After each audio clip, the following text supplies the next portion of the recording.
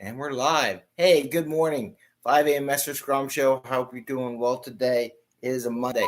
It's been 10 days. Oh, I better shut off my phone because I just heard it give me the warning. So if you click the like button and subscribe, you'll get notifications when we go live. Just like that just happened there on my phone.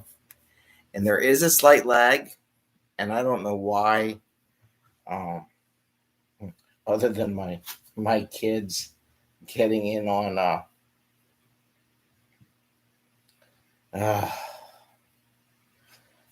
going into their devices and slowing everything down. Maybe that's the problem. Maybe I need to hardwire it, except laptops don't do that. Anyway, today I got Bubbles. Oh, Bubbles. Click if you like kitties. Click like. And it is the 5 a.m. Mester Scrum Show. But like I said, it's been 10 days. I'm out of practice here. So let's think about this. So today I'm going to talk about working in pairs is much more fun. This morning when I was walking Jerry dog around 5:30 this morning because it's so hot outside and he needs this long walk in the morning because he's a little dog and it's just like being on an electric stove for him. He just overheats in the afternoon next to that concrete because it's so hot here on the East Coast. And I was thinking about working in pairs. I was thinking of something about just working together as a group, as a team, the productivity factor, the upgrades that you get from that. I'm going to talk a little bit about that because I've had a lot of places where people didn't want to work as a pair. They want to go off and do their own little thing and be by themselves and do their thing and not work as a group, not work in pairs. And I'm going to kind of talk you through some of the advantages of that so you can use that in your discussions. And it comes down to working a little bit slower, but they work faster in the long run. So with that, it's 5 a.m. Mester Scrum Show. I am Greg Mester, Scrum Master and Agile Coach. And here we talk about Scrum and Agile in a practical and tactical way so that you can deliver value to your customer, not work crazy hours, get home to family and friends, and take vacations. That's what I did for the past, it's out for, 10 days. The last episode was Friday before we left, and then today. So it's like 10 days. We got back yesterday. Anyway, and I'll put some pictures up because I usually don't post pictures up while I'm away. Anyway, so let's talk about that. Working in pairs. I have had lots of people in my career that and I've seen team builds, and I did building the $1 million team. This kind of goes to it. I've had organizations that would have a team of one developer on the team, and they would call themselves a team. But you're not a team. You're just one person. You're just, I don't know what you're doing. And when I watched that person who was a technical person, that person had no one to bounce ideas off because they were a team of one. I mean, literally a team of one. They had a Scrum Master, product owner, and one developer. Product owner didn't understand technology, and the Scrum Master didn't understand technology. It tried, but to be honest with you, if I was a developer that was worth my weight in how I code, and I had someone that didn't know what they're doing trying to tell me how to come up with solutions, I'm like, really? No, it's not going to work. So what I looked at the person, that person had no one to bounce ideas off, no one to take risks with. And we're going to talk tomorrow about risks because I got something on that too. But that'll lead into tomorrow. So there's no one to minimize those risks, to tackle those risks together. It's all in your brain.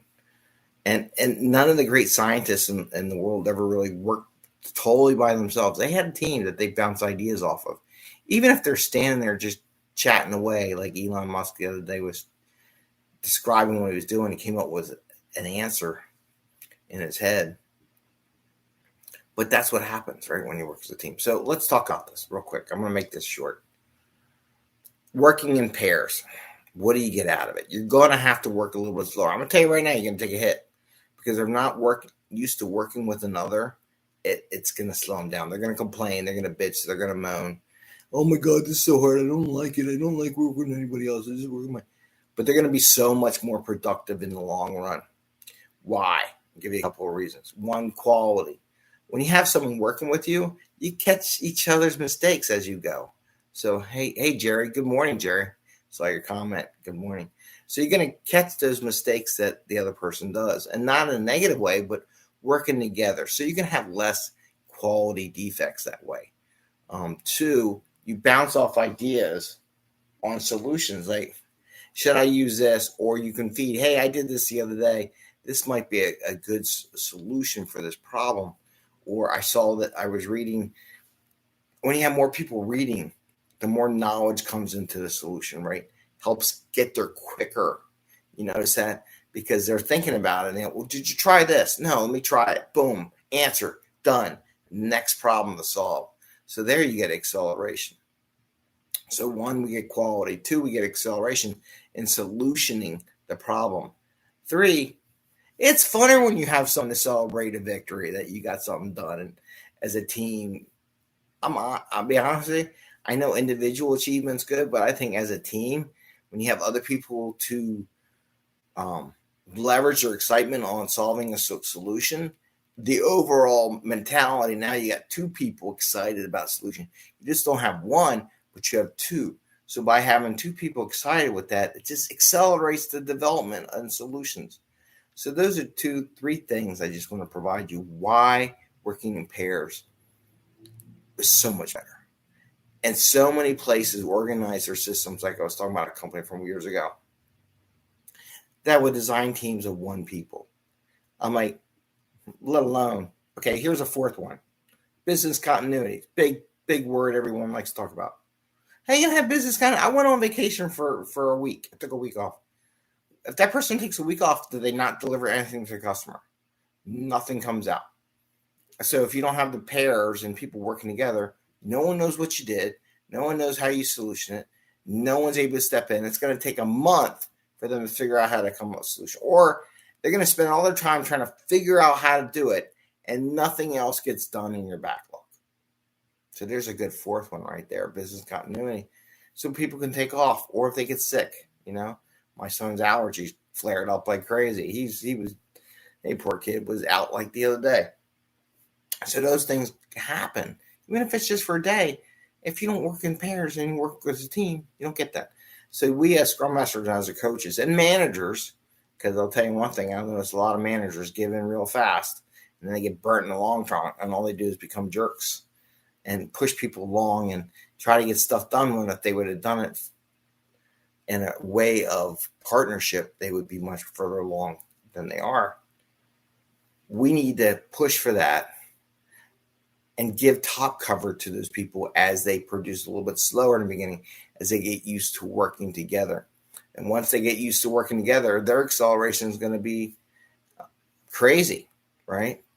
I think there's no reason why you can't get a 10% in productivity by having people work in pairs. You may think at first, that 1 sprint was less.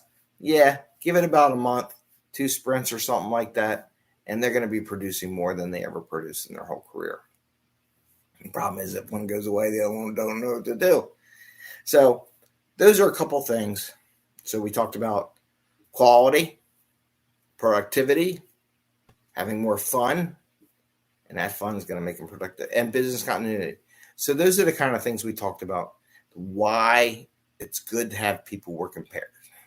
Have, whether it be a developer and a tester working in pairs, 2 developers working in pairs, 2 testers working, but whatever you got set up in your system, all the same type of activities, having them work in pairs will help produce a better product and more fun in the organization.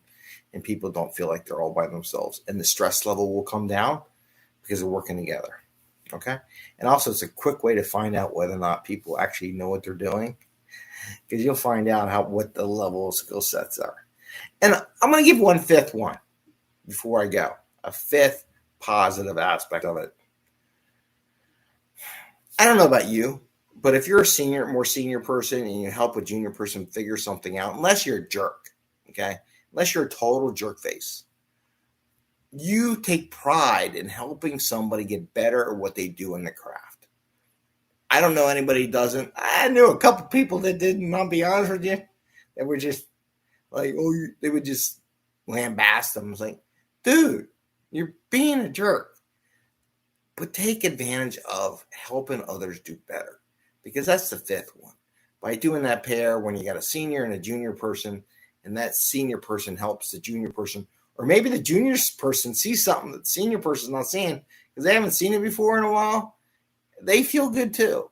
So helping those other people in the different levels of their education and knowledge will again bump up the morale in the team. So with that, say goodbye. Bubbles is exhausted. She missed us. She hadn't seen us for 10 days, so she was on the show early. So make sure you give her a like for Bubbles and see if I can't bring her on the show more. But she's out.